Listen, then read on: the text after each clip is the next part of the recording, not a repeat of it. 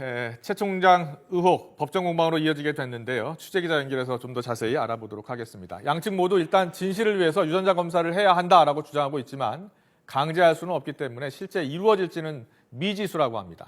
취재기자 연결돼 있습니다. 나연수 기자. 네, 대검찰청입니다. 네, 어제였죠. 최 총장이 조선일보를 상대로 정정보도 청구 소송을 냈는데요. 조선일보도 적극적으로 대응하고 있다고요.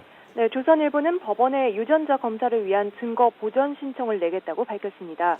증거 보전은 정상적인 증거 조사가 이루어지지 못할 경우에 대비해 첫 공판 전에 미리 증거를 확보해달라고 재판부에 신청하는 제도입니다. 그러니까 조선일보가 재판부에 유전자 검사를 해달라고 요청한 셈입니다. 조선일보는 또 최 총장이 혼의 아들 어머니로 지목된 임모 씨를 명예훼손으로 형사고소하지 않는 이유가 뭐냐며 공세를 이어가고 있습니다. 네, 어제 소장을 보니까 최 총장도 유전자 검사를 적극적으로 원하고 있는 것 같던데요. 네, 최 총장은 어제 법원에 낸 소장에서 조선일보가 혼외 아들로 지목한 아이 측의 정확한 인적 사항과 소재지가 파악되면 유전자 검사를 신청하겠다고 밝혔습니다.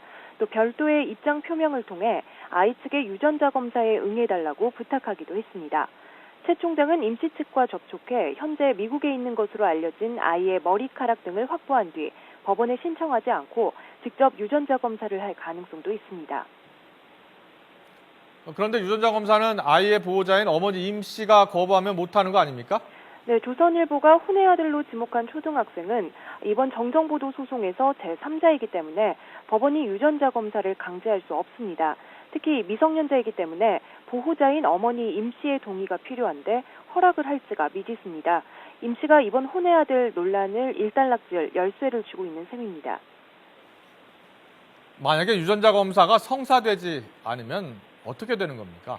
네, 최 총장과 조선일보 양측이 법정에서 근거를 제시하며 공방을 벌이게 됩니다.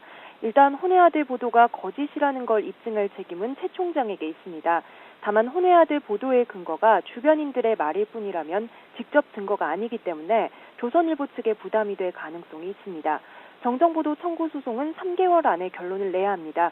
재판부 판단에 따라 더 길어질 수도 있지만 사회적으로 파장이 큰 사건이기 때문에 올해 안에 판단을 내릴 것으로 보입니다.